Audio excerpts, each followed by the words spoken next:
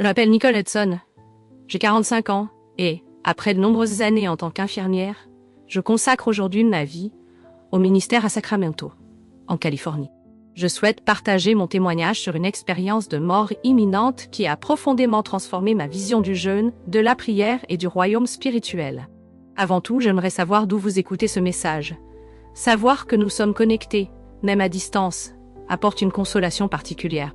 De plus, n'oubliez pas de réagir, d'aimer, de commenter et de partager vos pensées sur cette histoire. Créons ensemble un espace d'échange respectueux, où chacun peut apprendre et grandir. Tout a commencé le 12 septembre 2023. J'en étais au 7e jour d'un jeûne uniquement à base d'eau, une pratique pour laquelle je me sentais profondément guidée par le Saint-Esprit. Bien que j'ai toujours considéré le jeûne comme une discipline spirituelle essentielle, cette fois-ci, il y avait quelque chose de différent, presque palpable. Ce jeûne semblait avoir un but divin que je ne comprenais pas encore. Ce matin-là, à 5h30, j'ai pris ma voiture pour me rendre à une réunion de prière à l'église. Les rues étaient calmes, et une légère pluie tombait. Un phénomène rare à Sacramento en septembre. Alors que j'écoutais des chants de louanges dans la voiture, je ressentais une proximité extraordinaire avec la présence de Dieu. Tout semblait être en parfaite harmonie. Mais en tournant sur Medicine Avenue, ma vie a changé radicalement. Soudain, un conducteur en état d'ébriété a accéléré, ignoré un feu rouge et percuté le côté conducteur de ma voiture. L'impact a été dévastateur. Plus tard, j'ai appris que l'accident avait causé des hémorragies internes graves, une défaillance multisystémique et un arrêt cardiaque pendant exactement 17 minutes et 23 secondes. Ce que j'ai vécu pendant ces 17 minutes était plus réel que tout ce que j'avais connu dans ma vie. La transition a été instantanée. À un moment, j'étais dans la voiture détruite. L'instant d'après, je flottais au-dessus de la scène. Je pouvais tout voir avec une clarté extraordinaire. Les secouristes luttant pour me ranimer, les policiers redirigeant la circulation et même le conducteur responsable de l'accident, assis sur le trottoir, la tête entre les mains. Puis quelque chose d'indescriptible s'est produit. Le décor autour de moi a commencé à disparaître et j'ai été tiré vers le haut, traversant un tunnel de lumière si intense qu'il semblait vivant. C'était une sensation qui transcendait tout ce que je connaissais sur Terre. Il n'y avait ni peur ni douleur, mais une paix profonde et un amour si immense qu'il imprégnait chaque partie de mon être. En me lançant à travers ce tunnel, j'ai réalisé que je n'étais plus limitée par mon corps physique. Mais paradoxalement, je me sentais plus vivante et entière que jamais. Mes sens spirituels étaient intensifiés à un niveau que je n'aurais jamais cru possible. Puis j'ai émergé dans un endroit que je ne peux décrire que comme les parvis extérieurs du ciel. C'était une beauté qui défiait les mots, des couleurs inimaginables, des mélodies qui semblaient surgir de toutes les directions et une lumière plus radieuse que le soleil, mais qui ne blessait pas les yeux. Cependant, ce qui m'a le plus impressionné, c'est ce que j'ai observé se produire entre le ciel et la terre. De l'endroit où j'étais, j'ai vu quelque chose que je n'aurais jamais cru possible, des fils de lumière dorée reliant la terre au ciel. Ce n'étaient pas seulement des lignes aléatoires, mais des chemins spirituels formés par des personnes en jeûne et en prière. C'était comme observer une carte spirituelle du monde, avec ses connexions lumineuses remplissant le vide entre le plan physique et le spirituel. Puis il y a eu une voix, la voix de Jésus. Avant même de le voir, je savais que c'était lui. Sa voix n'était pas seulement un son, c'était comme une résonance qui remplissait tout mon être. Il a dit « Nicole, je t'ai amené ici pour te révéler ce que les yeux n'ont pas vu et les oreilles n'ont pas entendu. » À ce moment-là, il est apparu devant moi. Jésus était à la fois familier et indescriptiblement glorieux, complètement différent de toute image que j'avais jamais vue. Sa présence irradiait l'amour, le pouvoir et une autorité infinie. Ses yeux si profonds portaient un amour qui me faisait me sentir complètement connue et inconditionnellement aimée. Il a regardé et dit « Observe ». Soudain, une série de visions a commencé à se dérouler devant moi, changeant à jamais ma compréhension du jeûne. La première vision montrait comment le jeûne affecte l'atmosphère spirituelle. J'ai vu que lorsqu'une personne entre dans un jeûne sincère, elle crée ce qui semblait être une ouverture dans une couche sombre et lourde qui couvrait la terre. Par ces ouvertures, la lumière et le pouvoir du ciel pouvaient circuler plus librement. Point. Jésus a expliqué. Beaucoup de mes enfants ne comprennent pas le pouvoir qu'ils possèdent à travers le jeûne. Quand tu jeûnes avec un cœur pur, me cherchant moi et mon royaume, tu deviens un partenaire du ciel d'une manière inimaginable. Ensuite, Jésus m'a montré le jeûne que je faisais avant l'accident. Chaque jour de jeûne créait un canal plus clair et plus fort entre le ciel et la terre. C'était comme voir un muscle spirituel se développer en force. J'ai vu comment mes prières pendant le jeûne avaient plus d'autorité, brisant des barrières spirituelles qui auraient pu prendre des mois ou des années à surmonter. Puis il m'a emmené dans ce qu'il appelait les salles du temps, où j'ai pu voir des croyants à travers l'histoire dans des moments de jeûne transformateurs. J'ai vu Moïse pendant son jeûne de 40 jours recevant les 10 commandements, mais cette fois je voyais la dimension spirituelle. Son jeûne avait créé un espace où la gloire de Dieu pouvait se manifester pleinement. J'ai vu Daniel et ses jeûnes affrontant des forces spirituelles sombres qui dominaient des régions entières. J'ai également vu d'innombrables croyants anonymes, dont les jeûnes ont changé les atmosphères spirituelles et redirigé des événements historiques sans qu'ils le sachent. Jésus a regardé et dit « Nicole, je te révèle ces choses parce que mon Église entre dans une époque où comprendre le pouvoir du jeûne sera crucial. Les batailles à venir ne seront pas gagnées uniquement par la prière. Le jeûne doit être restauré à sa place légitime. » Alors il m'a montré quelque chose d'encore plus profond. Le pouvoir du jeûne collectif. J'ai vu comment des groupes de croyants, jeûnant ensemble, généraient des tempêtes spirituelles de puissance, capables de changer des atmosphères entières, sur des villes et des nations. Jésus a expliqué que dans le futur, ces jeûnes collectifs seraient essentiels pour atteindre des avancées spirituelles significatives. Cependant, il a également fait un avertissement. Tous les jeûnes n'ont pas le même poids dans le royaume spirituel. Jésus m'a montré des jeûnes réalisés pour de mauvaises raisons, par ostentation ou obligation, qui avaient peu ou pas d'impact spirituel. En revanche, les jeûnes réalisés avec humilité, un vrai repentir et un désir pur de se rapprocher de Dieu, déclenchaient une puissance spirituelle inimaginable. Enfin, quelque chose que Jésus a révélé m'a profondément surpris. L'effet du jeûne sur notre être spirituel. Il a dit que lorsque nous jeûnons, nos sens spirituels passent par une sorte de renouvellement et de maturation. C'est comme si chaque fibre de notre être était affinée pour s'aligner plus pleinement avec la volonté de Dieu et le mouvement du ciel. Pendant cette expérience, j'ai vu comment de longues périodes de jeûne transformaient profondément les gens. Ils créaient de nouveaux chemins spirituels, permettant aux croyants d'opérer à des niveaux plus élevés de discernement et d'autorité spirituelle. Même après la fin du jeûne, Jésus a expliqué « Beaucoup de mes enfants voient le jeûne comme un moyen de me convaincre d'agir. Mais le jeûne ne concerne pas cela. C'est une manière de s'aligner et de faire partenariat avec ce que je fais déjà. Quand vous jeûnez, vous ajustez votre fréquence spirituelle au ciel. » Il a également révélé comment le jeûne influence la guerre spirituelle. J'ai observé des croyants jeûnant et étant couverts par une armure spirituelle plus robuste. Leurs prières pendant le jeûne devenaient des armes précises et puissantes, atteignant des cibles spirituelles avec une efficacité extraordinaire. Cependant, Jésus m'a averti. L'ennemi connaît le pouvoir du jeûne et cherche à attaquer ceux qui le pratiquent. C'est pourquoi il est essentiel de chercher protection sous mon sang et ma parole. Et ne jeûnez pas seulement selon votre force ou compréhension humaine. Jésus a ensuite souligné la relation entre jeûne et autorité spirituelle. J'ai vu comment chaque jour de jeûne augmentait l'autorité d'un croyant dans la prière et la lutte spirituelle. C'était comme assister à quelqu'un étant promu dans les rangs de l'armée céleste. Ses paroles pesaient plus, et ses prières avaient un impact plus profond. Rappelez-vous, a dit Jésus, cette autorité n'est pas acquise par mérite, ne m'est accordée. Le jeûne vous expose pour recevoir cette autorité, mais elle vient toujours de moi. Une autre vision impressionnante était sur comment le jeûne crée des réservoirs spirituels. Il ressemblait à des réservoirs remplis de provisions spirituelles accumulées au cours de périodes régulières de jeûne. Les réservoirs servaient de source de force et de soutien pendant les moments d'épreuve. J'ai vu comment ceux qui adoptaient un style de vie de jeûne constant avaient des réserves spirituelles significatives, se maintenant fermes dans les moments difficiles.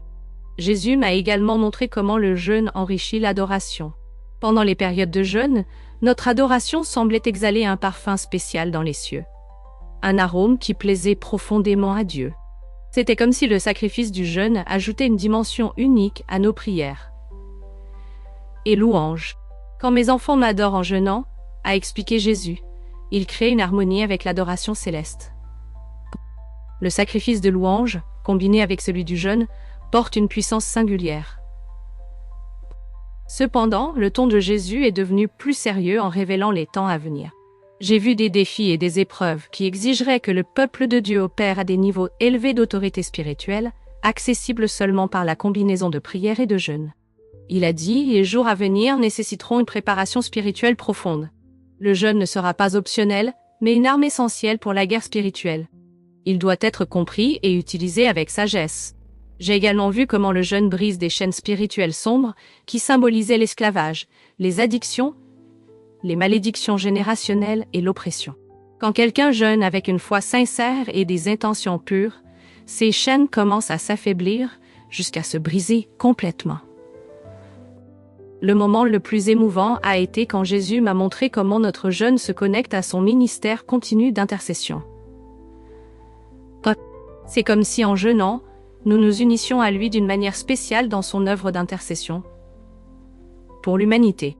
Je percevais la profonde joie que cela lui apportait, une vraie joie de voir ses enfants se renoncer pour participer à ses desseins. Et il a dit, « Nicole, quand mes enfants jeûnent avec des cœurs purs, cela touche profondément mon cœur. Il ne s'agit pas de conquérir mon amour, car vous l'avez déjà pleinement. Il s'agit de s'aligner et de participer plus profondément à mes projets. » Jésus a révélé comment le jeûne façonne notre héritage spirituel, laissant un héritage qui transcende le temps et résonne dans l'éternité. En jeûnant, c'est comme si nous nettoyions les puits de notre héritage spirituel, enlevant les blocages qui empêchaient les bénédictions de couler. Spirituel qui était obstrué depuis des générations.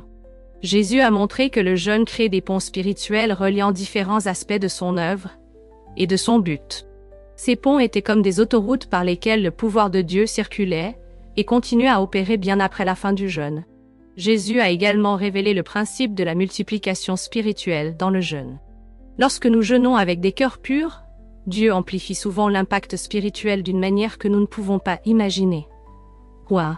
J'ai vu comment le jeûne fidèle d'une seule personne pouvait transformer une communauté entière, générant des effets en cascade dans le royaume spirituel qui perdurait pendant des générations.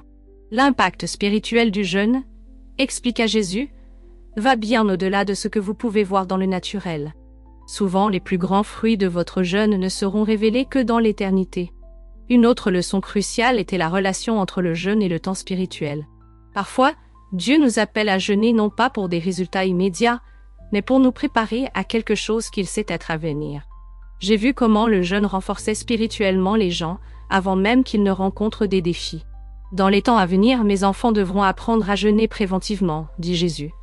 Non seulement en réponse aux crises, mais comme préparation pour ce que je sais être à venir. Le jeûne aiguise également notre antenne spirituelle, augmentant notre capacité à discerner la voix du Saint-Esprit. J'ai vu comment ceux qui adoptaient le jeûne comme un style de vie développaient une plus grande sensibilité à la direction divine. Mais ce que Jésus m'a montré de plus important était comment le jeûne approfondit notre intimité avec lui. Jeûner, dit-il, crée de l'espace dans votre âme pour plus de ma présence. Il ne s'agit pas seulement de pouvoir spirituel, mais de mieux me connaître.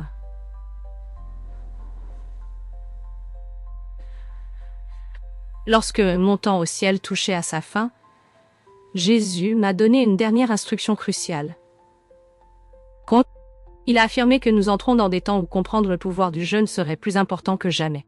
J'appelle mon peuple au jeûne biblique en préparation pour les jours à venir.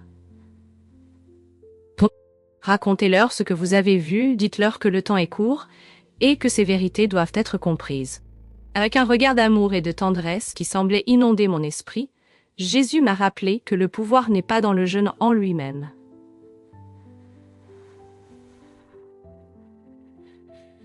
Le pouvoir est en moi.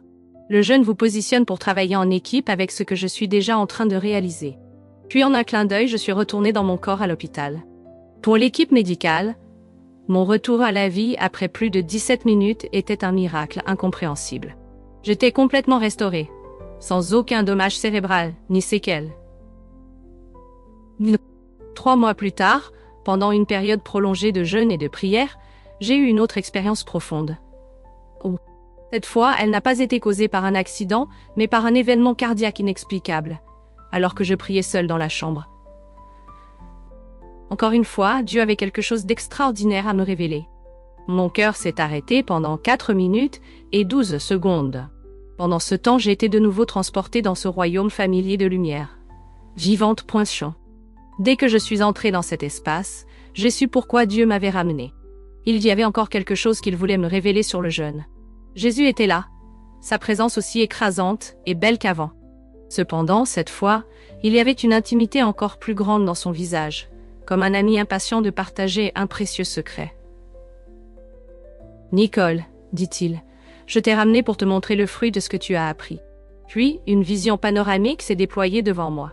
C'était l'impact spirituel qui s'était produit depuis que j'avais commencé à partager mon témoignage sur le jeûne.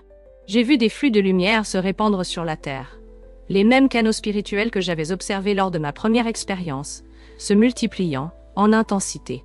Chaque lumière représentait quelqu'un qui avait commencé à pratiquer le jeûne biblique après avoir entendu ce que Jésus m'avait montré. « Observe, dit-il, et j'ai vu des vies transformées, des addictions brisées, des guérisons manifestées, des relations restaurées. Tout cela par le pouvoir combiné de la prière et du jeûne biblique. Ce qui m'a le plus touché, ce sont les moments intimes entre ces personnes et Jésus pendant leur jeûne. Chaque sacrifice créait un espace spécial pour une profonde communion avec lui. Tu vois ? Demande à Jésus, ce que je t'ai montré n'était pas seulement pour toi, c'était pour mon Église bien-aimée, mon épouse précieuse. Chaque vérité que tu as partagée a planté des graines qui portent maintenant des fruits. Puis il m'a montré quelque chose qui a rempli mes yeux de larmes. Chaque fois que quelqu'un appliquait les vérités sur le jeûne, cela créait un effet de cascade dans le royaume spirituel, impactant non seulement sa vie, mais aussi les générations futures. Ces ondulations étaient là, comme des vagues de réveil, préparant le chemin pour quelque chose de plus grand. Les jours à venir, dit Jésus, exigeront que mon peuple marche à un niveau d'autorité spirituelle qu'il n'a jamais expérimenté auparavant. Ce que je t'ai montré sur le jeûne n'est pas optionnel. C'est une préparation essentielle pour ce qui est à venir. Il a révélé comment la compréhension collective du jeûne créait une nouvelle dynamique spirituelle dans son Église. À mesure que de plus en plus de croyants adoptaient le jeûne biblique, leur autorité spirituelle combinée repoussait les ténèbres d'une manière jamais vue auparavant. « Dites-leur encore, demanda Jésus. Mais cette fois avec l'autorité de quelqu'un qui a vu les fruits, dites-leur que j'appelle mon Église à revenir au jeûne biblique. Pas comme un devoir religieux, mais comme une préparation pour le plus grand déversement de mon esprit qu'ils aient jamais vu. » J'ai vu comment chaque personne qui embrassait ces vérités devenait un phare spirituel. Leur lumière repoussait les ténèbres dans leur famille, leur communauté et leur nation. Cependant, Jésus insista une fois de plus. Le pouvoir n'est pas dans le jeûne en lui-même, il est dans ma fidélité et dans le rare sacrifice humble de mes enfants. Souvenez-vous, dit Jésus alors que mon temps là-haut touchait à sa fin, je ne t'ai pas montré ces choses juste pour que tu les comprennes. Je te les ai montrées pour que tu puisses aider mon peuple à comprendre. Le temps est plus avancé qu'il ne le pense. Et mon Église doit être prête avant que tout ne disparaisse. Il laissa un dernier message. Dites-leur que je ne les appelle pas à jeûner pour gagner mon amour. Ils le possèdent déjà pleinement. Je les appelle au jeûne parce que je veux leur confier mon pouvoir.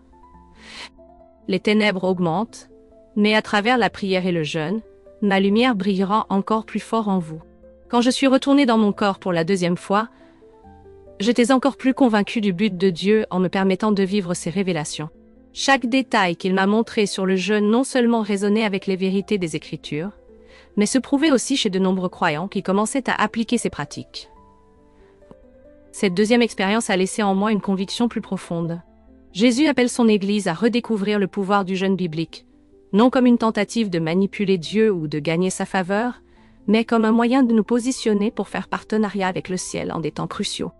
La question n'est pas de savoir si Jésus nous appelle au jeûne. Il le fait clairement. La véritable question est, comment allons-nous répondre?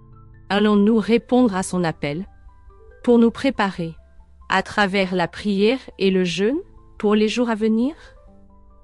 Allons-nous embrasser cette clé spirituelle puissante qu'il nous a confiée, ou allons-nous permettre que la peur et la complaisance nous empêchent? Si vous lisez ces mots, sachez que ce n'est pas par hasard. Jésus invite à une compréhension plus profonde du jeûne, non comme un devoir religieux, mais comme une opportunité pour un partenariat transformateur avec le ciel. Ne laissez pas les doutes ou les distractions vous empêcher de vivre cette vérité. Le royaume spirituel est plus réel et puissant que tout ce que nous pouvons voir avec nos yeux physiques. Et à travers le jeûne biblique, nous pouvons nous aligner au but du ciel d'une manière qui impactera non seulement nos vies, mais aussi les générations futures. Le moment est maintenant, Jésus appelle, et il attend la réponse de son Église.